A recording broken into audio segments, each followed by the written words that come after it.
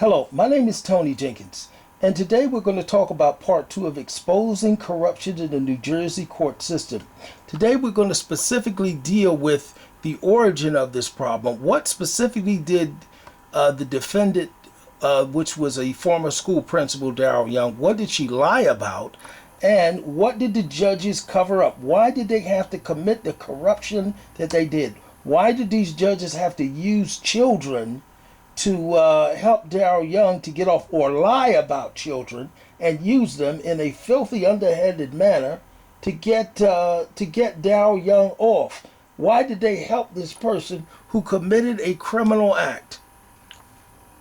What we have, the origins is this happens at the City of Englewood, New Jersey Police Department. This is where Darrell Young started the lies when she filed a false police report making false allegations and false comments about Mr. Jenkins. Here specifically we have the document that shows the City of Englewood.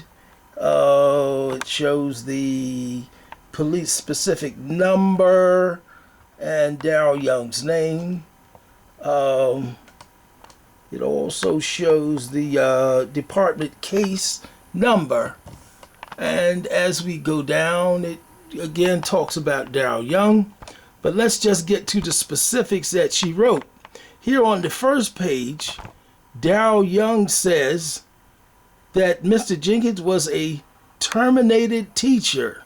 Well, Mr. Jenkins has never been a terminated teacher at the school that she said, the same school at which was a school in New York, state of New York. He was never terminated at the school that she was at. It never happened.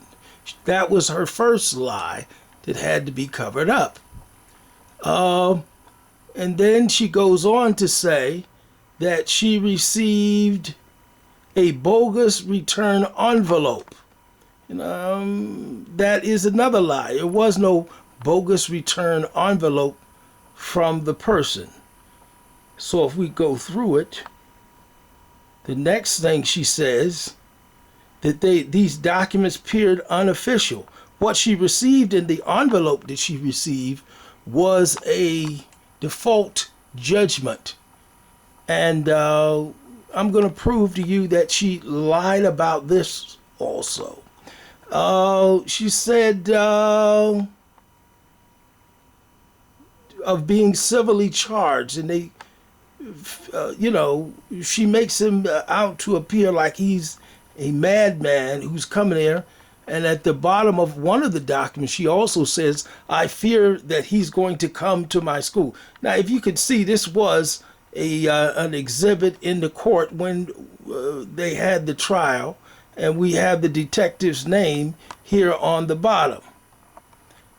What I will show, what she actually received in the document, to get right to the point why this is a lie,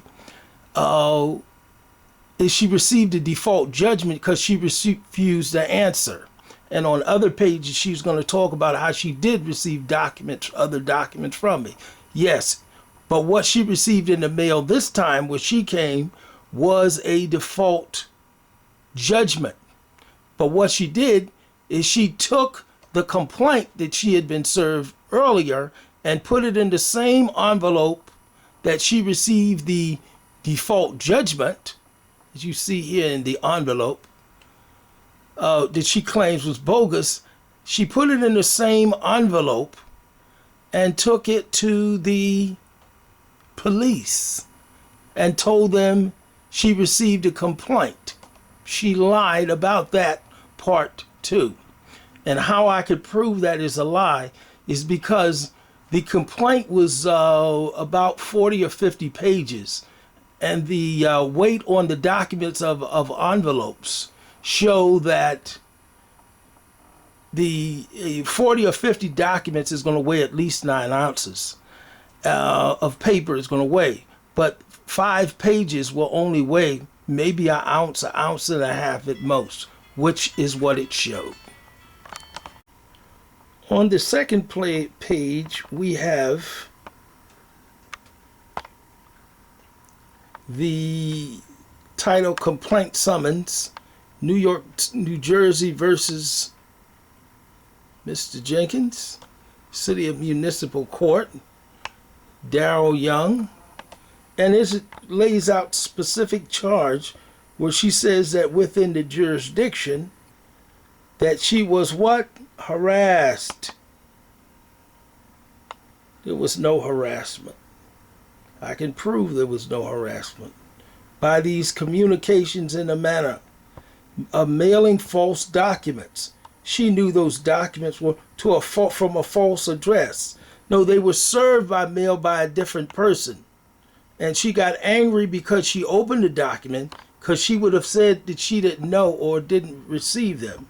So what happened was, that's why she decided that after she had been served by a court of law, that she was going to go switch the documents with the complaint, is what she actually did, put the other ones in the same office, and go to the police and file a false harassment charge.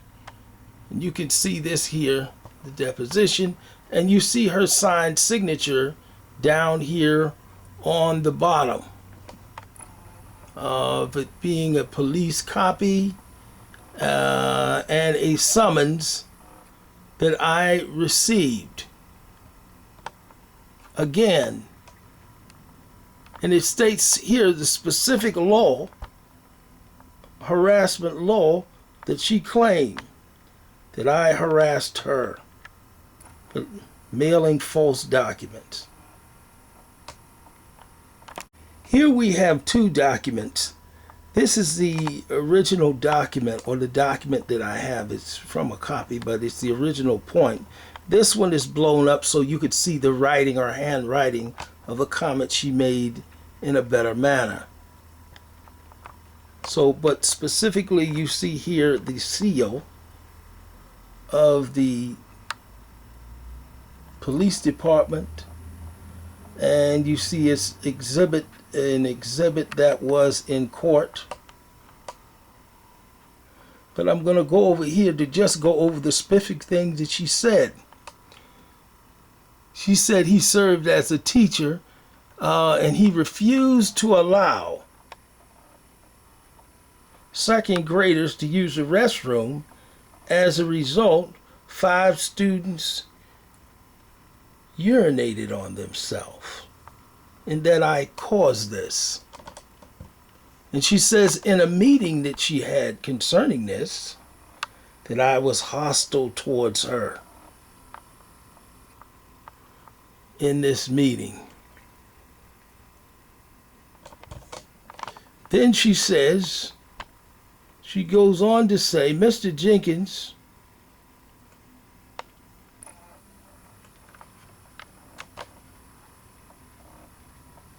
rushed down her and followed her down the hall, shouting, I'm not finished with me. He wasn't finished with me. More lies. Then here she says she filed a, it's sort of darkened out here, but I had it here. She says she filed a New York police complaint, and she gives a complaint number, and she did go to police. I didn't find until later that she filed a complaint. I went to them. They told me they knew that it was false, or they never contacted me and told me that she filed such a complaint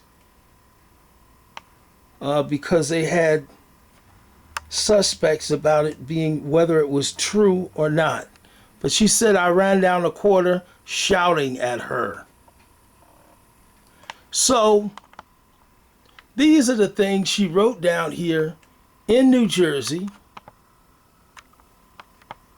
So in a case of defamation, she would have to prove these type of things.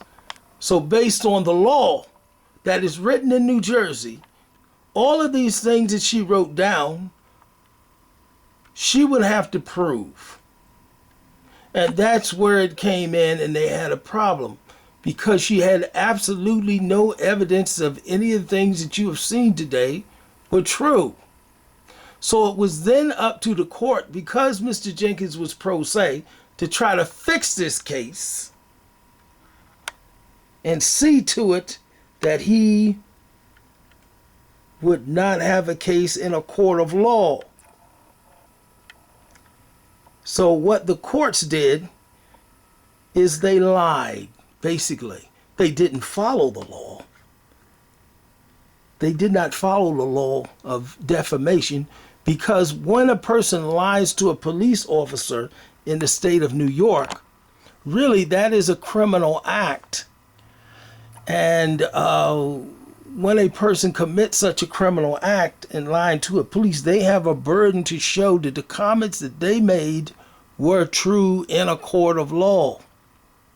But in the civil courts, the judges decided we are not going to follow the law because they knew that she was a liar. Now, how did they know that she was a liar and she lied about everything?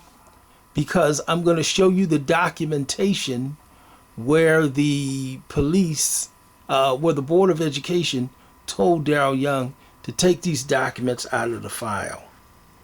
And the New Jersey courts wouldn't allow me to show this to the jury, saying it was out of their jurisdiction. But they allowed her to use a New York arbitrator's opinion. So there's much more to come up when we talk about the different evidence. But these were the basic things that were covered up by the courts and by the judges. And the judges who were involved, again, Judge James E. Dow Jr., he covered up the criminal case because I filed a counter case against her. I quickly want to show you the counter complaint that I filed against Daryl Young. In this case, I found that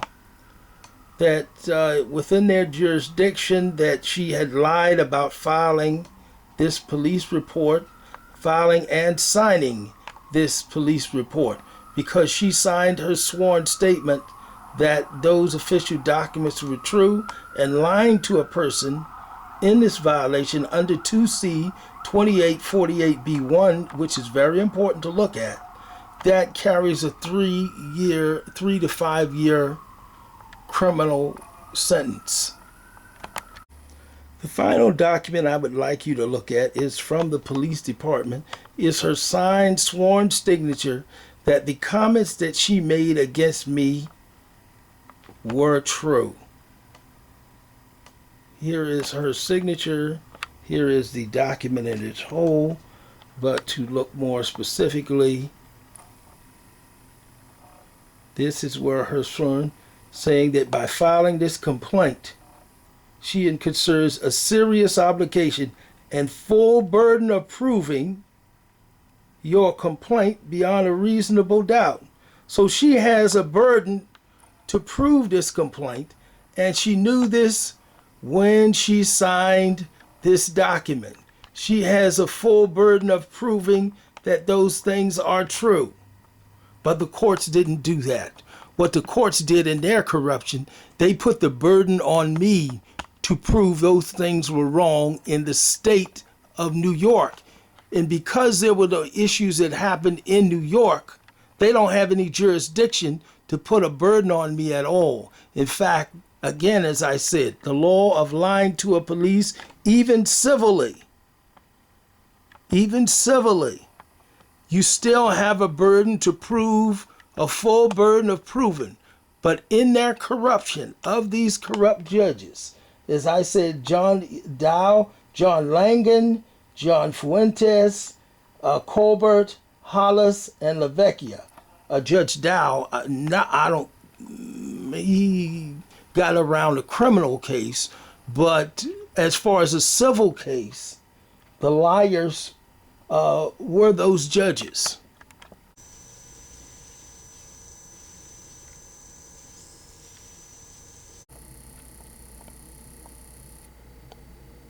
Take 6, final. What did Young do and what laws were violated?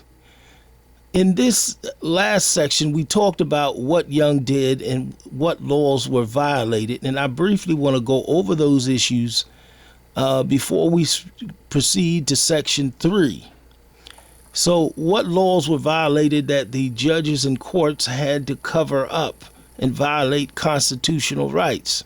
Well, the origin of this started when she wrote a false police report or wrote a false complaint saying that she was harassed by Mr. Jenkins, that he was a terminated teacher, that he caused 5 children to urinate on themselves, that he ran up the halls and after her and verbally abused her and spoke to her in a hostile manner.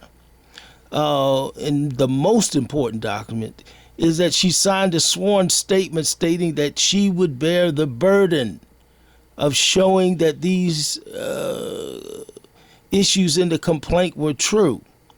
So this document is probably the most important document in this case, because if she signed a burden to show that it was true, which is the law in the state of New Jersey, when a person lies in a police report, is that person has a burden in the court of law to show it is true. That is one thing that the courts definitely covered up, because they put the entire burden on the plaintiff to show that those issues were true, even those out of her jurisdiction, when she talked about urinating on themselves in New York, in a school in New York. So they just blatantly violated the law and trampled over the law in those cases and his constitutional rights by even stating that he did something to 5 children where you don't have any evidence it's any children, and had a trial about it. It was a complete fraud. We also showed that Mr. Jenkins filed a complaint, a civil complaint, and a criminal complaint against Daryl Young.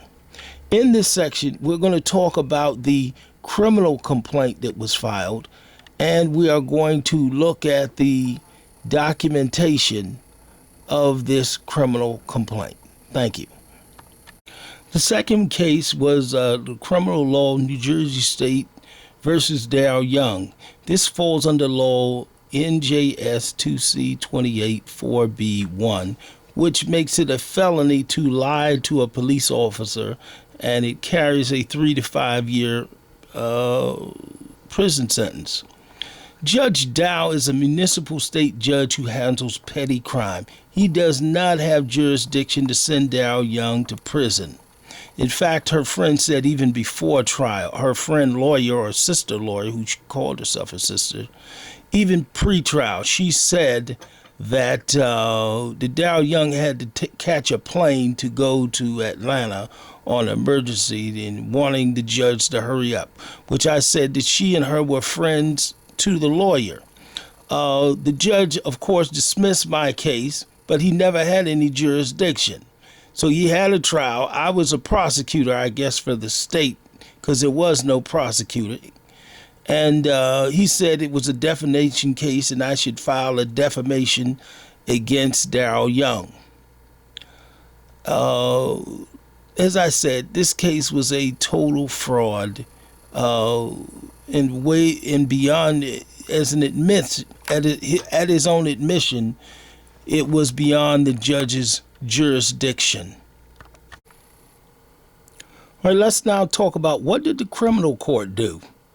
Well, the criminal court had a trial, which appeared to me to be a fraud in the very beginning, because there was no New York State prosecutor. It's supposed to be the state of New Jersey versus Antonio Jenkins, but there was no New Jersey State prosecutor.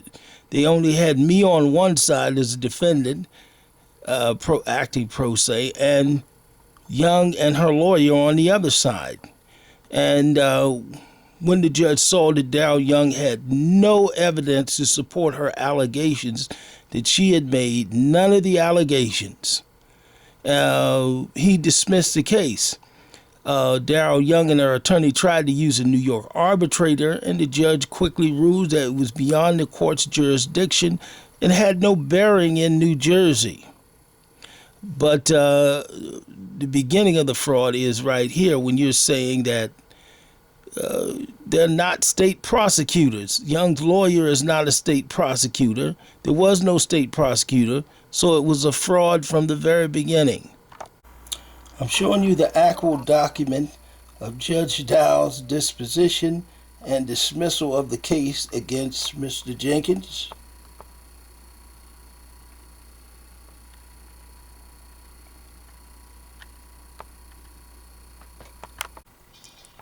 I'm showing you part of the actual transcript from the trial, the front page of the transcript